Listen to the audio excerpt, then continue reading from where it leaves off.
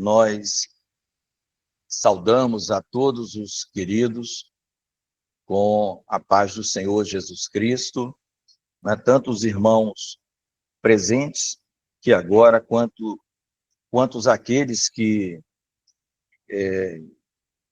assistirão esta mensagem nas nossas redes sociais, nas plataformas em quem forem postadas, seja hoje, sejam outros dias, né? Que ela fica lá e que a mensagem do Senhor fale cada coração, a necessidade de cada coração, porque só o Espírito Santo de Deus, né, conhece a necessidade de cada um de nós, tá, amados?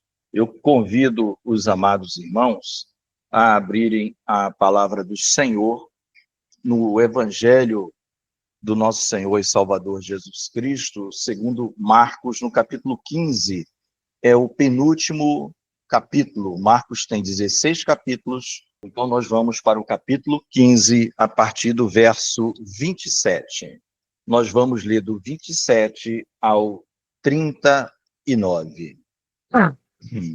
Evangelho do nosso Senhor Jesus Cristo, segundo Marcos, capítulo 15, o penúltimo capítulo do livro, a partir do verso 27, eu estou lendo na versão Almeida Revista e atualizada.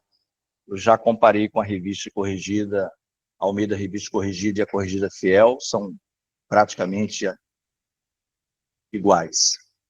Amém? Então vamos ler a palavra do Senhor a partir do 27. Diz assim a palavra do Senhor.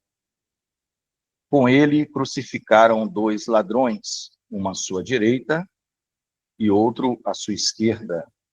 E cumpriu-se a escritura que diz: com malfeitores foi contado. Os que iam passando blasfemavam dele, meneando a cabeça e dizendo: Ah, tu que destróis o santuário e em 3 dias o reedificas, salva-te a ti mesmo, descendo da cruz. De igual modo, os principais sacerdotes com os escribas, escarnecendo entre si, diziam: salvou os outros, a si mesmo não pode salvar-se. Desça agora da cruz o Cristo, o Rei de Israel, para que vejamos e creiamos. Também os que com ele foram crucificados o insultavam. Chegada a hora sexta, houve trevas sobre toda a terra até a hora nona. A hora nona, clamou Jesus em alta voz: Eloi, Eloi, lama sabactani, que quer dizer: Deus meu, por que me desamparaste? Alguns dos que ali estavam, ouvindo isto, diziam: Vede, chama por Elias. E um deles correu a embeber uma esponja em vinagre e, pondo-a na ponta de um caniço, deu-lhe de beber, dizendo: Deixai, vejamos se Elias vem tirá-lo. Mas Jesus, dando um grande brado, expirou. E o véu do santuário rasgou-se em 2 partes, de alto a baixo.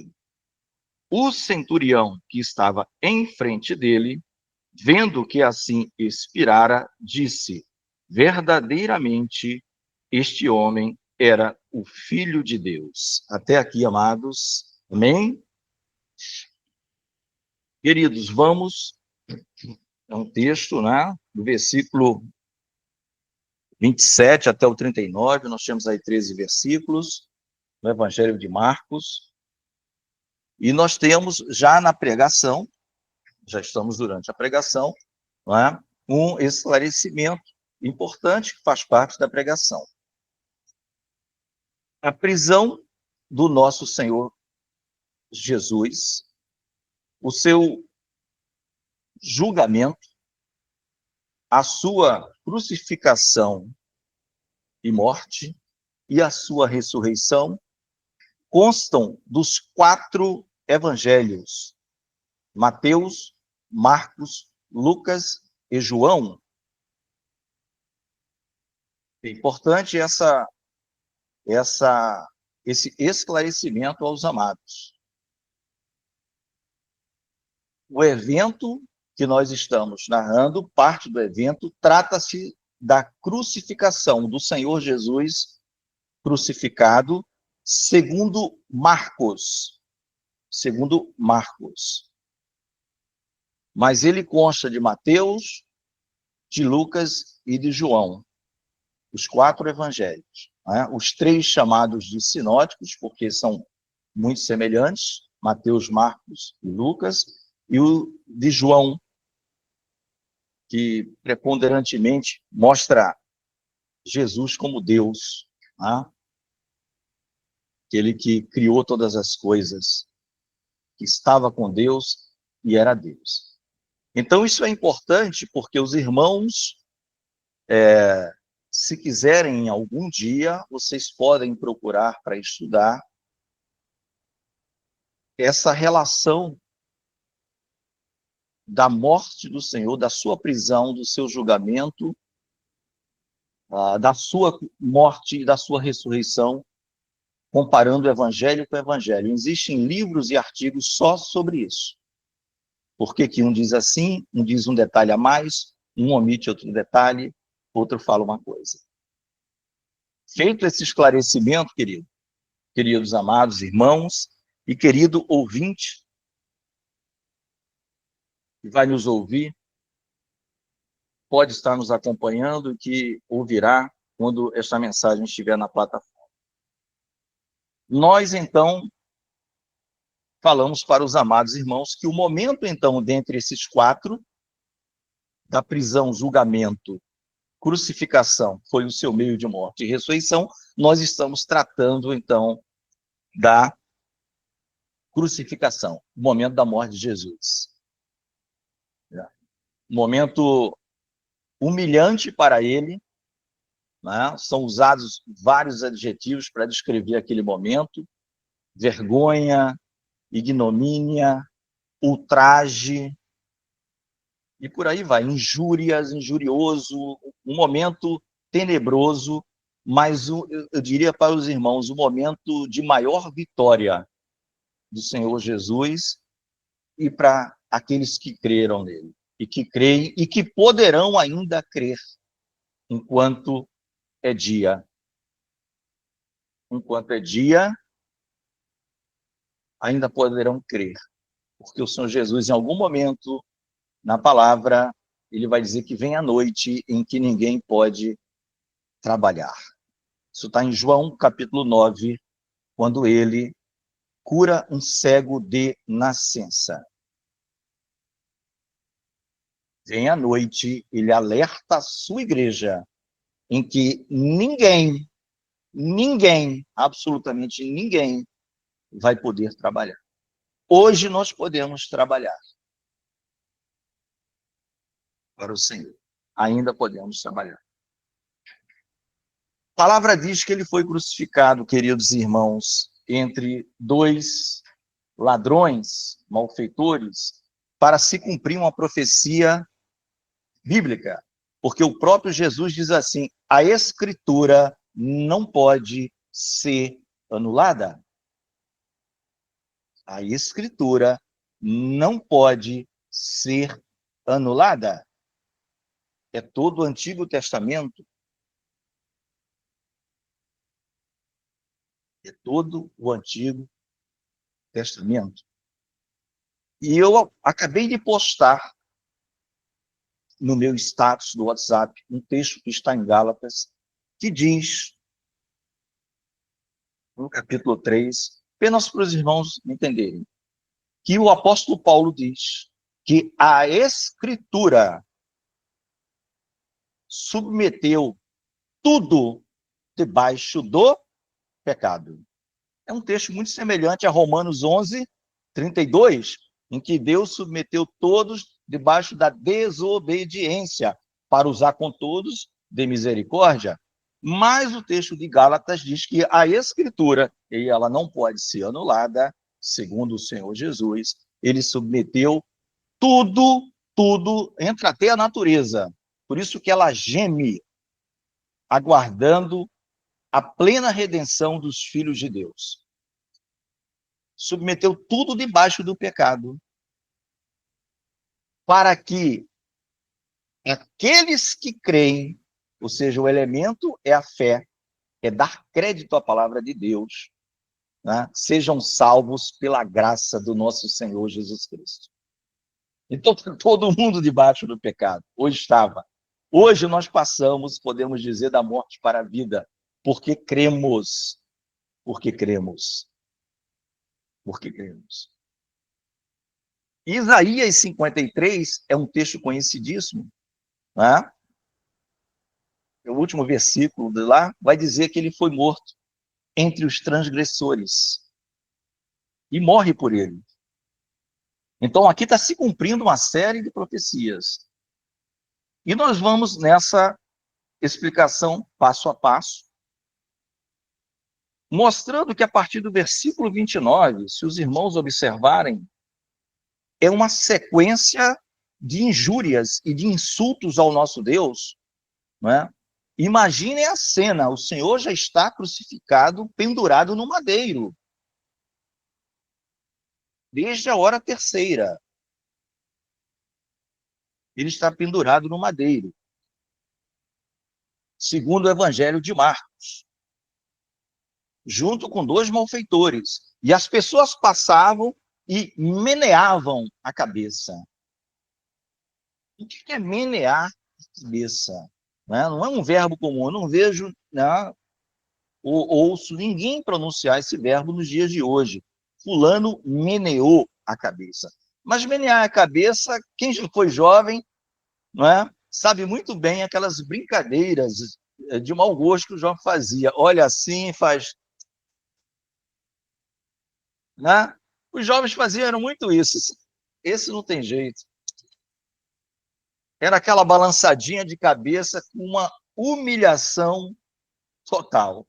Né? Mas não bastava menear a cabeça, porque o menear da cabeça era profético também, está no Salmo 22, está no Salmo 109.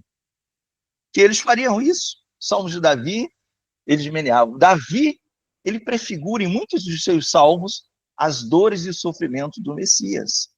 Então, o que está acontecendo aqui é cumprimento das Escrituras. Eles iam passando e diziam, você que destrói o templo e em 3 dias edifica?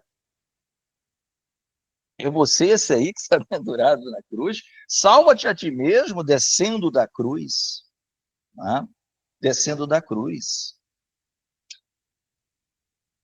De igual modo, os principais sacerdotes, ou seja, a gente pode imaginar, num primeiro momento, muita gente fala, inclusive, isso, não, isso foi a plebe que estava dizendo, não, foi a plebe e foi a nobreza. Segundo, os principais sacerdotes e escribas também escarneceu, salvou os outros, a si mesmo não pode salvar-se. Desça agora da cruz, ó Cristo, Rei de Israel, para que vejamos e creiamos. Amados, eu vou dizer uma coisa para os irmãos, eles não creriam ainda que Jesus descesse da cruz. Eles não creriam. Porque o Senhor Jesus, ele mesmo fala, se vocês não creem nas minhas palavras, creiam ao menos nas obras que eu faço. Porque tudo que eu faço é como eu vejo o Pai dizendo. E eles não criam. Eles tinham prazer em zombar. E isso é normal. A gente vê que o endurecimento do coração do homem, ele é uma crescente. O endurecimento do coração do homem faz muitas vezes Deus endurecer mais ainda, cegar para que não veja, fechar os ouvidos para que não ouçam e sejam curados. Porque muitas e muitas provas cabais são dadas, mas o homem prefere contender com seu Criador o tempo todo. E nós lemos também, que é interessante, no versículo 32, que os que com eles foram crucificados. Quem com eles foram crucificados? Os dois malfeitores. O que é que Marcos diz? Também o insultavam. Nós vamos chegar lá. Amém? Guardem isso, não é? Porque todo mundo sabe que tem aquela mensagem em Lucas, em que um dos malfeitores... Aí alguém pode dizer, mas como assim? Não é? Mateus e Marcos diz que eles insultavam. Lucas diz que um deles disse, Senhor, né? Repreende o outro, diz, nós, de maneira justa, estamos aqui na cruz. Nós, de maneira justa, merecemos a morte, mas este nada fez. Senhor, lembra-te de mim, né? Quando entrares no paraíso, quando entrares no teu reino, Deus, quando vieres no teu reino, vai depender da sua versão. E o Senhor diz, hoje estarás comigo no paraíso. Né? Aí a gente fica com a pergunta, que amor é esse? Que amor é esse? Sofrimento máximo na cruz, sofrimento que nenhum de nós poderia suportar, porque ali se tratava do Cordeiro imaculado de Deus, de alguém puro. Então não era só a questão física, talvez essas injúrias doessem mais do que a dor física. E essas injúrias continuam ocorrendo no dia de hoje. Essa zombaria continua ocorrendo no dia de hoje. Seja em relação à volta do Senhor, em que o apóstolo Pedro vai dizer, olha, Deus, Filho de Deus, ele não está demorando, ele é apenas longânimo. Ele quer que todos se salvem. Ele não está demorando, ele não está atrasado. O dia e a hora pertencem a Deus, e não a nós. Mas ele quer que todos se salvem. Tito fala, não é isso? Paulo, quando escreve a Tito, a graça de Deus se há manifestado a todos os homens. Então, a obra da salvação, queridos, ela é toda de Deus. Ela vem de Deus para o homem e ela volta para o céu. Cabe a nós dar crédito ou desacreditar. Né? A tática é a mesma, não muda, é a mesma do paraíso, do Éden. Não muda, sempre haverá o modelo que se segue, é o modelo da serpente, é de desacreditar as palavras de Deus.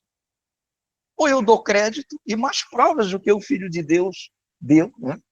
É dito que o Evangelho de Marcos é um evangelho dirigido principalmente aos gentios, aos romanos, por excelência, não é para todo mundo, mas por excelência. Mateus para os judeus, porque mostra Jesus como a descendência de Davi, o rei Jesus.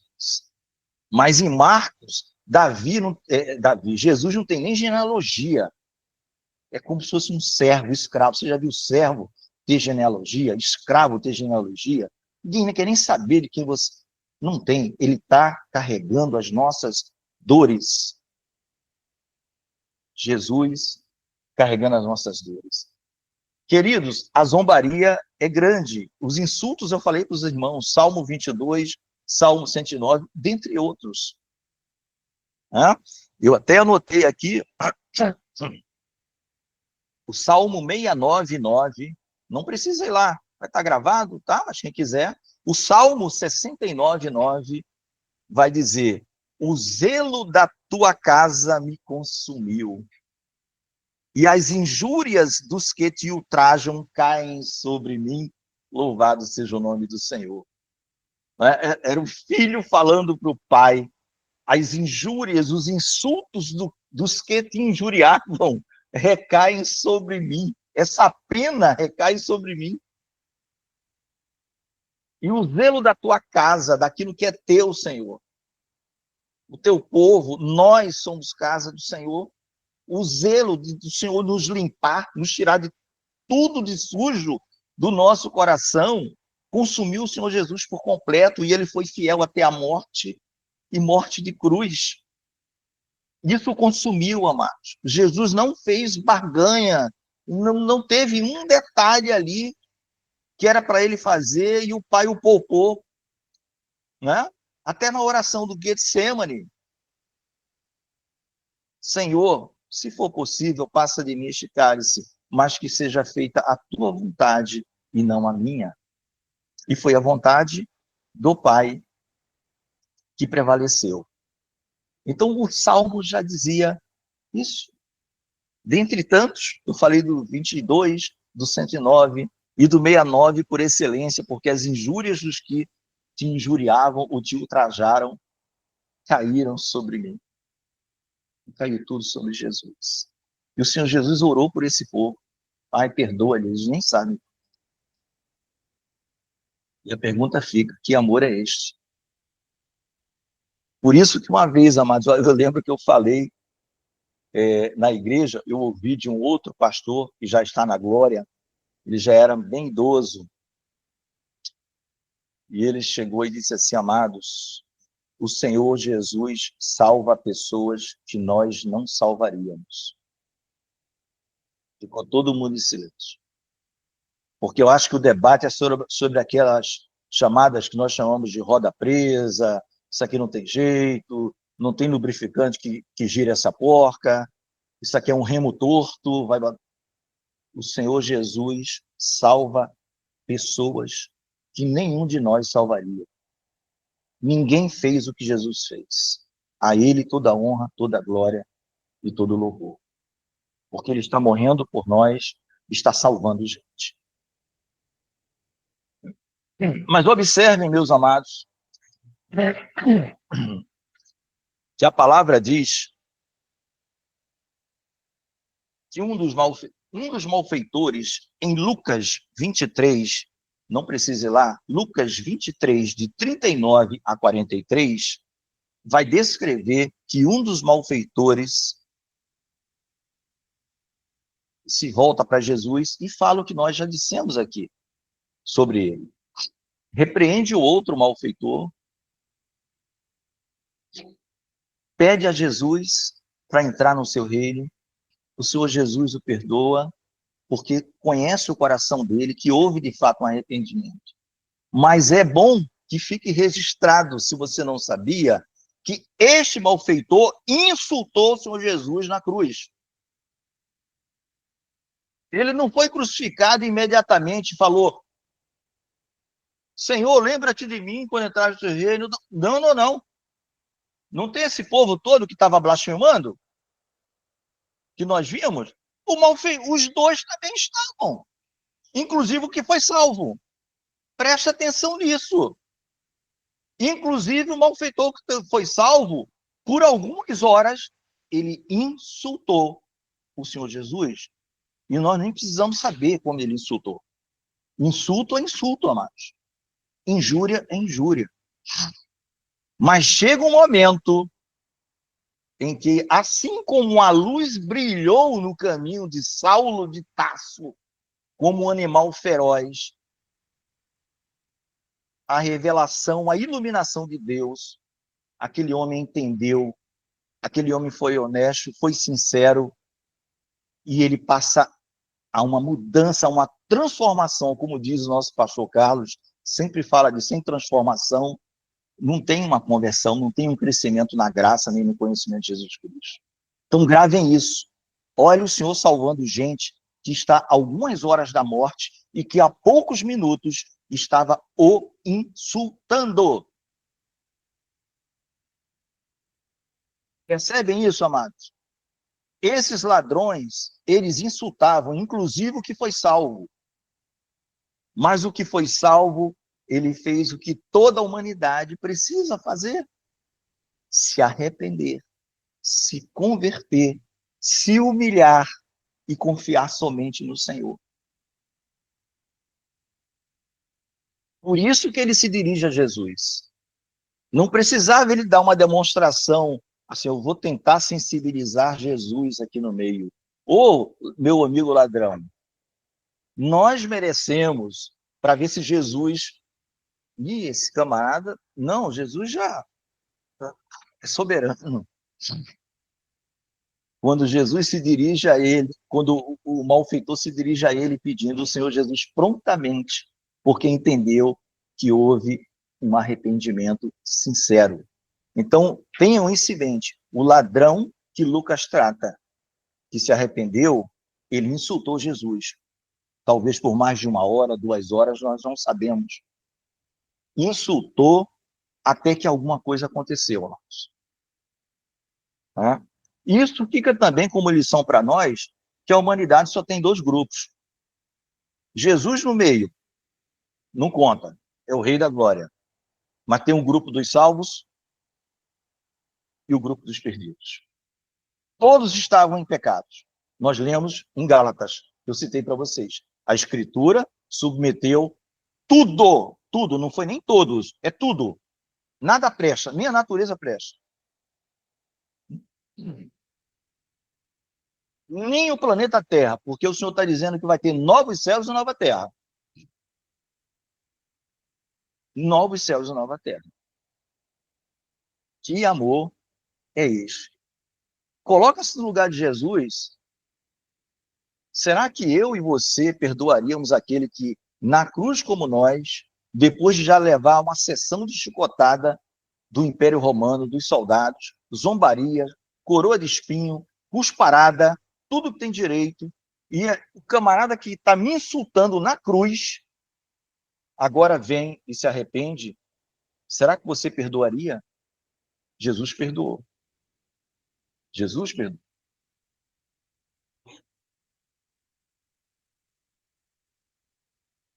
Meus amados, continuando a nossa palavra, o versículo 33 vai dizer que chegou a hora sexta,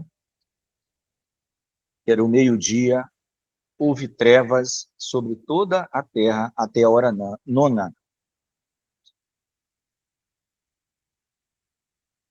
E a hora nona clamou Jesus em alta voz, Eloi, Eloi, lama sabachthani. O que quer dizer? É uma pergunta isso, tá? Esse Eloi, Eloi, lama sabachthani não é uma afirmação, é um questionamento.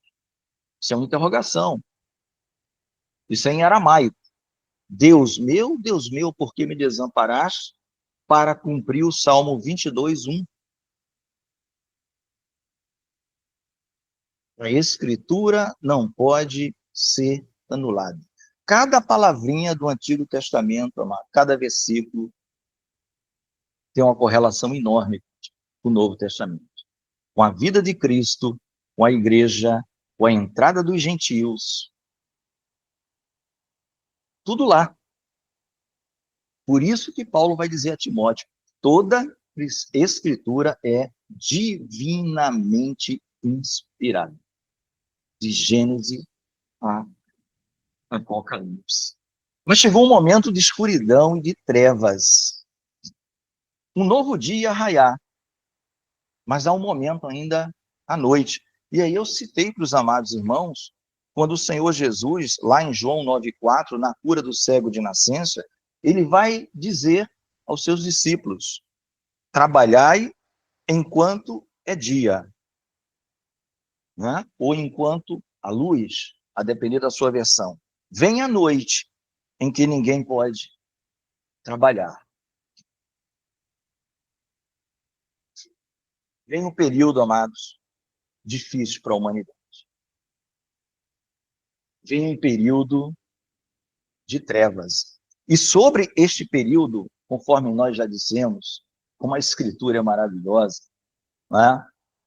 A primeira coisa que me veio à mente quando eu estava meditando ontem foram os pequenos profetas. São 12 pequenos profetas. Né?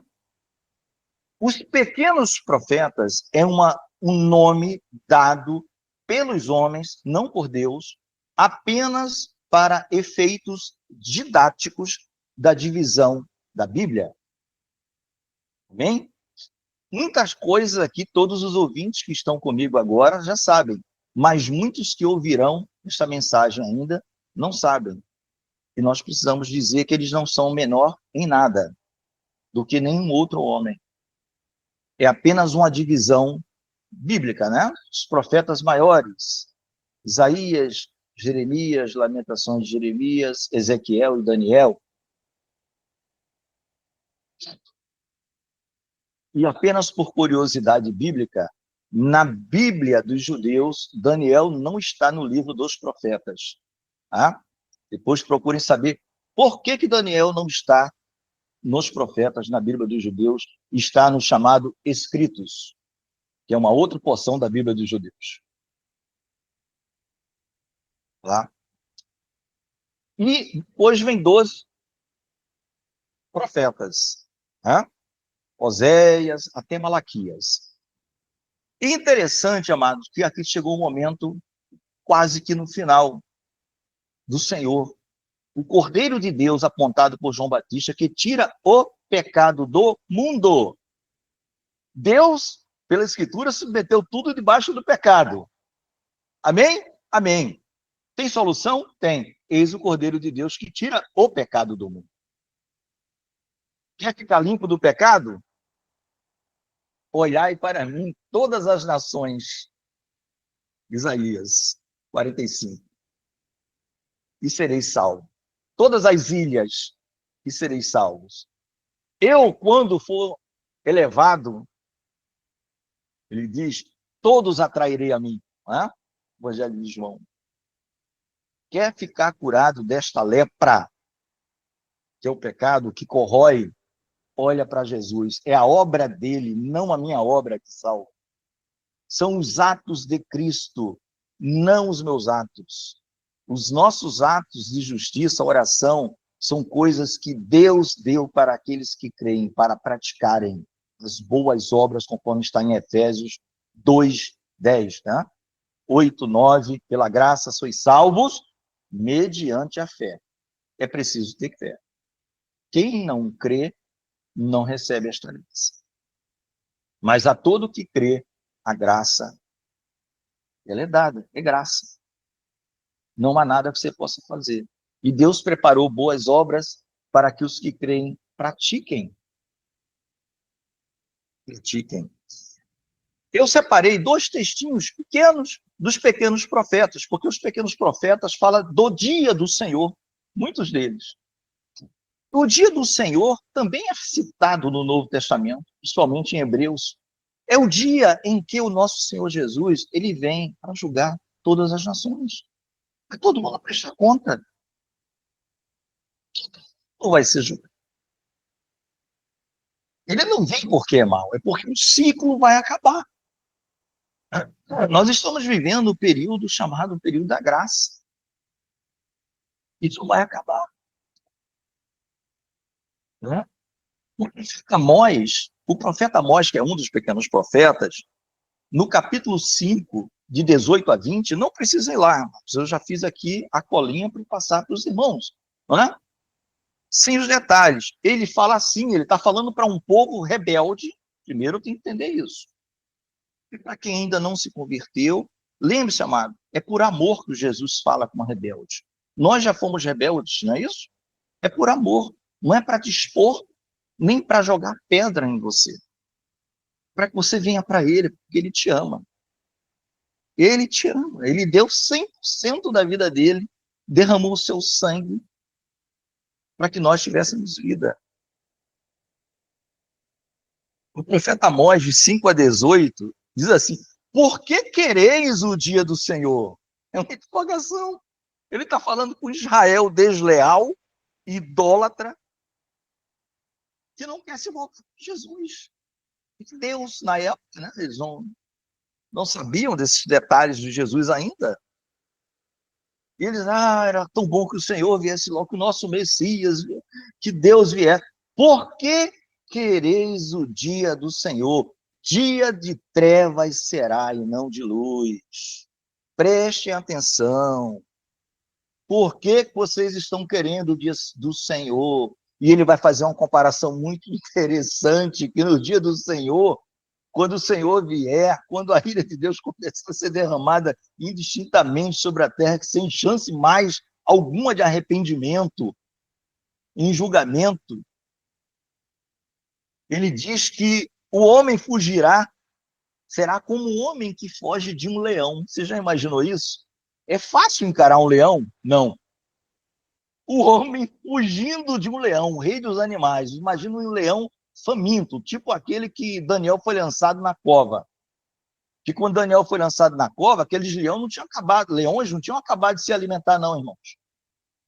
Aquilo ali ficava com fome propositadamente vários dias, para de vez em quando estar jogando um rebelde ali. Porque não tinha a menor chance. Antes de chegar no chão, o leão já pega, né? E foi o que aconteceu com aqueles que denunciaram o rei, né? Ao rei, Daniel ao rei. A palavra diz que será como aquele que foge do leão, e quando ele está quase escapando, eis que aparece um urso de braços abertos na tua frente. Eu não estou rindo por prazer. Eu estou rindo para não chorar, como diz, porque eu imagino como vai ser isso. Você fugiu de um leão, predador morto. Quando você está quase assim agora, aí tem um urso, e o urso mata com um abraço. O urso mata com um abraço de um urso é fatal. O urso mata com um abraço. Tem urso que mata com patada, pode ser todo tipo, mas um abraço, os irmãos já devem ter ouvido esse ditado, né? Isso é um abraço de urso, aquele que te abraça, mas na verdade ele quer te matar. Assim é o homem que tenta buscar salvação fora de Jesus Cristo. Os profetas já avisavam: por que quereis o dia do Senhor? Meus amados, se consertem antes. Façam as pazes com Deus. Nós já fizemos. Você vai ouvir este vídeo, se Deus quiser, em nome de Jesus. Quem sabe vai se voltar para Ele, se arrepender. É você e Ele. Eu te garanto, o abraço de Jesus é amigo, é passivo, é amoroso, é um amor verdadeiro. Então o profeta Amós, ele vai dizer isso. Por que vocês querem o dia do Senhor? É como se o homem fugisse de um leão, conseguisse escapar, e quando ele olhasse para frente, tem o urso para o abraçar. Qual o resultado disso? Morte. Da mesma forma, queridos amados, os Sofonias, né, também, profeta, por isso que pequenos profetas, eles são até poucos lidos. No capítulo 1, quase que todo, do 7 ao 18, ele vai alertar sobre a proximidade do dia do Senhor. Olha, o dia do Senhor está perto, mas ele alerta no sentido de se consertem com Deus. Até porque, queridos, a nossa idade é uma brevidade. A oração de Moisés, varão de Deus, no Salmo 90, diz 70 anos, 80 anos, hoje a medicina aí já, com remédio, a gente vai uma dor aqui, outra acolá, e chega a 90, alguns passam até de 100, né? É tão excepcional que normalmente é um caso no país tal, mais idoso.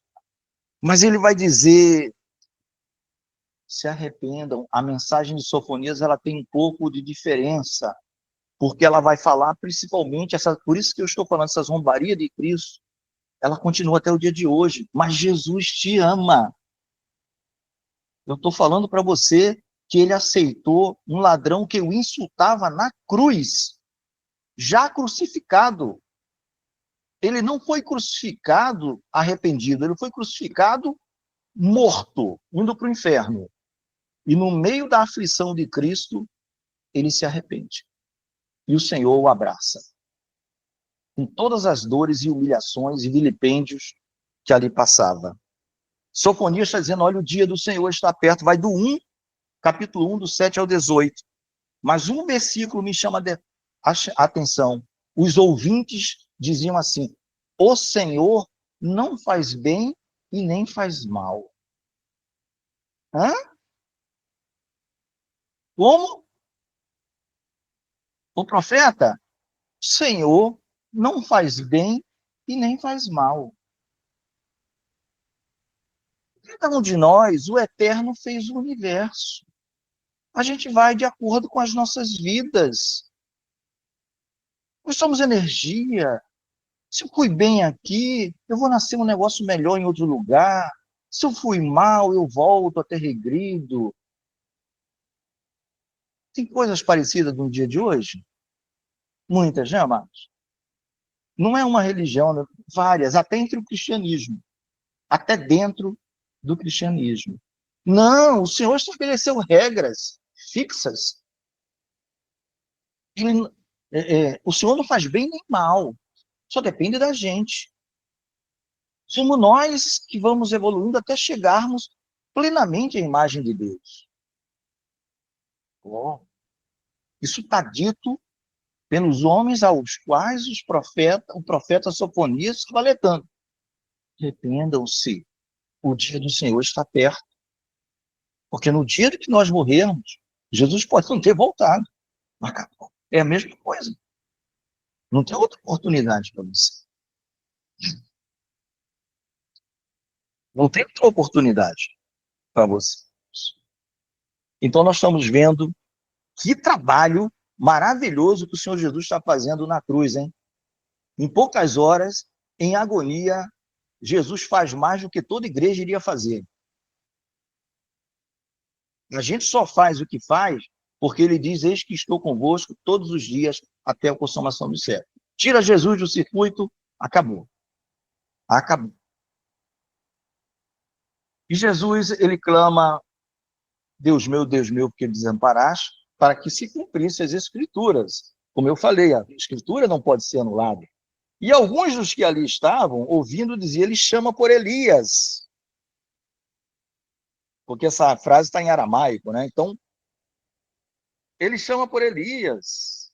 E um deles correu a embeber uma esponja de vinagre, em vinagre, pondo na ponta de um caniço, deu-lhe de beber, dizendo: deixai, vejamos se Elias virá tirá-lo. Mas quando o homem está cego, o homem não entende absolutamente nada, nem o que sai da boca de Jesus. Ele pode ler na Bíblia: Deus amou o mundo de tal maneira que deu o seu Filho unigênito para que todo aquele que lê e crê não pereça, mas tenha vida eterna. Ele não entende. Ele entende outra coisa.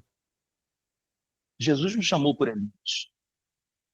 Ele chama Elias. Isso era um costume judaico. Os judeus tinham essa mania, um erro, de chamar por Elias em situações de aflição, porque Elias foi arrebatado. Elias foi arrebatado. Então eles chamam: Elias, meu irmão está vivo ainda. Alguma semelhança também com os dias de hoje? Criação de intermediários que não sejam Jesus Cristo? Os dias são iguais, irmãos. A Bíblia, né, como a gente sempre fala, e um grande evangelista do passado falou, ele é mais atual do que o jornal que vai sair amanhã. Ah, vai sair no jornal, agora é na internet, não, é mais atual. A Bíblia, ele é mais atual do que qualquer periódico, meio de comunicação que sairá amanhã, depois de amanhã, no ano 3000, no ano 10 bilhões, não interessa o ano. A Bíblia é mais atual. A Bíblia é mais atual. Então chamavam por Elias. A humilhação é grande. Esse vinagre, né, segundo alguns estudiosos, era como se fosse um resto da produção de vinho, não prestava mais para nada, misturado com fel, para amenizar a dor ou anestesiar aquele que estava sendo morto, para que talvez demorasse mais a morte e eles vissem o espetáculo. Né? Quanto mais tempo na cruz fazendo força para sobreviver, pulmão para frente, dor nos braços e nos pés, volta, retrai, mais lindo o espetáculo. E, além disso, há alguns historiadores que dizem que esse caniço, com esse resto de vinagre, que não servia, que era de produção de vinho, que não servia, né? Porque tem vinagre da uva, vinagre da maçã, de vários tipos, que não servia para nada, era usado nos banheiros coletivos para higiene. Então, o caniço com essa esponja na ponta se limpava banheiros coletivos. Tinha os masculinos, se limpava banheiros coletivos. Então era isso que deram para Jesus, humilhação. Mas estava tudo previsto. Estava tudo previsto. Amados, à noite, mas vai chegar o dia, né? Vai chegar o grande dia. Nós já estamos caminhando para o final da mensagem. A palavra diz, no 37, é o versículo talvez chave nosso. Jesus deu um grande brado e expirou. Esse brado, amados, tá? Aqui cabe uma observação. João registra esse brado como sendo aquele está consumado. O brado mais lindo, o brado de vitória. Não é um brado de derrota, é o brado da vitória, é o tetelestai do grego. Tetelestai, ele em alta voz, dizendo para o Pai, está consumado, tudo que tinha que ser feito, eu fiz. E o teólogo, o Unger, Mario Friedrich Unger, ele estudou detalhadamente os brados de Jesus na cruz. Ele diz que ainda depois desse brado, Lucas registra, ele diz, Pai, em tuas mãos entrego o meu espírito. Mas aí era uma relação dele com o Pai. Para nós, o tetelestai é o brado de vitória. E eu aqui fiz uma pequena anotação. Para que servia? O que era o tetelestai? O que era o estar consumado? Em que era usado? Olha, amado, era usado, por exemplo, pelo Império Romano, greco-romano, né, para quitação plena de tributos e impostos. Você estava dizendo para o rei, para o Império Romano. O Império Romano estava dizendo para você, liquidada a fatura, paga, não deve mais nada. Isso do ponto de vista contábil. Não deve mais nada. Está tudo liquidado. Era um carimbão. Não existiam os selos do rei no passado? Lembra do anel? Em Daniel, selava a correspondência com o selo do rei, com o selo real. Aquilo era um decreto. Era usado o tetelestai também para conclusão de pena. Alguém que estava pagando uma pena, preso, vinha a sua carta de alforria e liberdade. Tetelestai, está pago a tua pena. Não tinha que ficar preso mais 2 anos. Você agora está livre. Tetelestai, ele está dizendo isso para nós. Isso é um brado de vitória, amados, na cruz. Para nós, Jesus venceu a morte e nós já vencemos. Por isso que Paulo vai dizer que nós passamos da morte para a vida.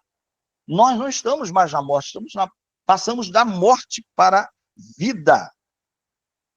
Esse é o brado de vitória. Tetelestai. A palavra diz que ele deu um brado lá em João 19:30. Esse é o versículo que está lá. E aqui diz em Marcos que foi um brado de vitória. Esse brado ecoa até hoje. Hoje, o dia ainda, Jesus ainda não voltou. Ali é Jesus ainda não morreu. Aqui é Jesus ainda não voltou. O brado está ecoando em toda a terra, dizendo para os homens que o pecado de todos eles está pago. Mas por que todos não se salvam? Porque nós vimos que precisa de fé. Ou você crê, ou você zomba. Ou você crê, ou você desacredita do trabalho de Deus. E o mundo trabalha massivamente, dia e noite, para desacreditar a palavra de Deus e a pessoa do Senhor Jesus. O mundo trabalha pesado, incutindo na cabeça de todos, para desacreditar, ou minimamente pôr em dúvida a palavra de Deus e a obra de Jesus Cristo na cruz.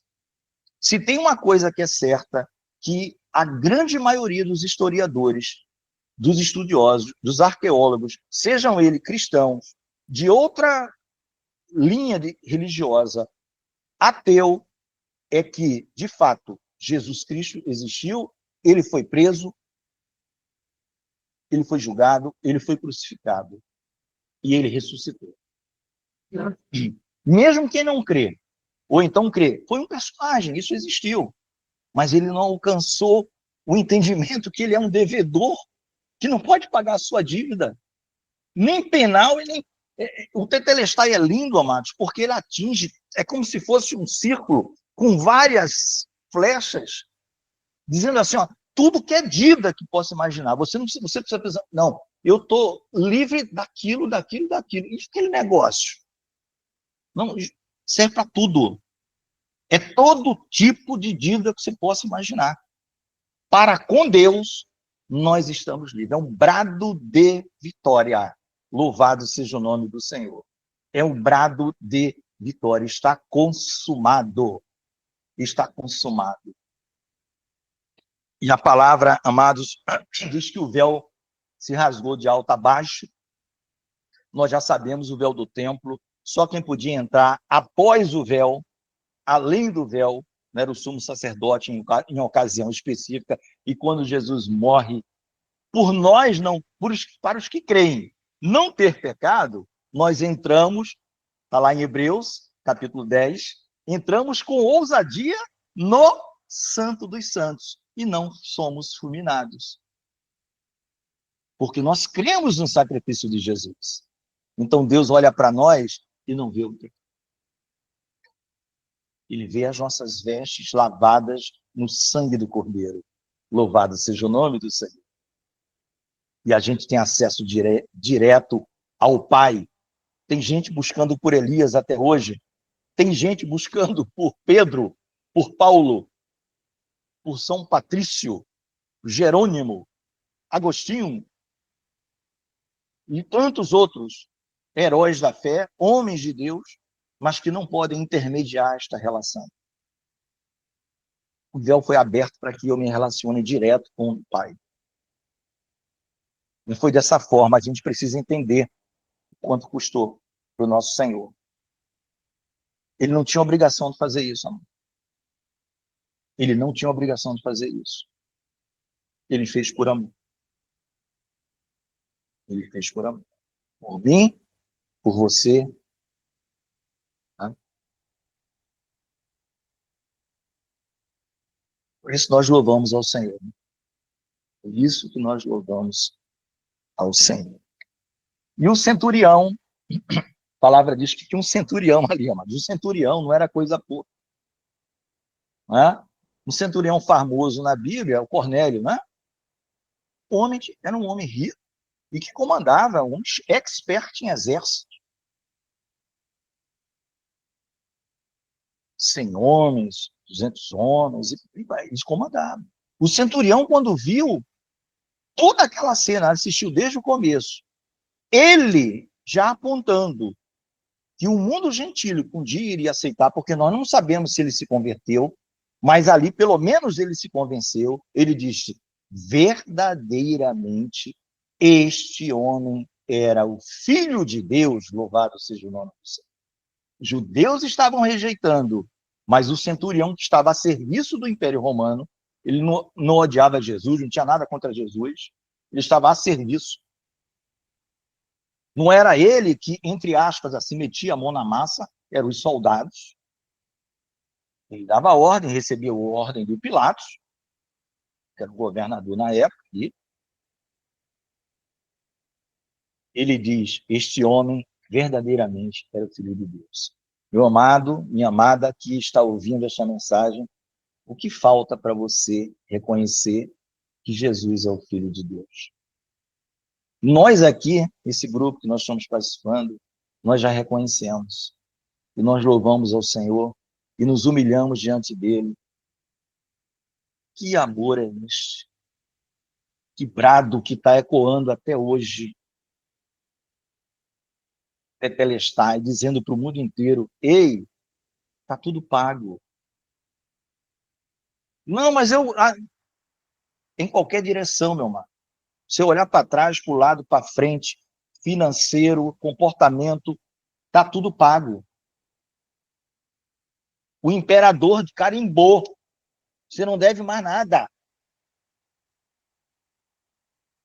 Está tudo pago. Amados, agora eu convido para, indo realmente agora para o finalmente do finalmente, 1 Coríntios 15, 54, 57.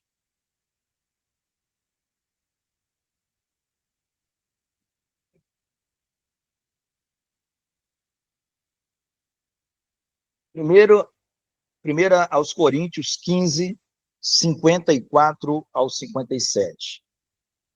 Diz assim, queridos amados, o apóstolo Paulo escrevendo à igreja de Corinto: e quando este corpo corruptível se revestir de incorruptibilidade, e o que é mortal se revestir de imortalidade, então se cumprirá a palavra que está escrita: tragada foi a morte pela vitória.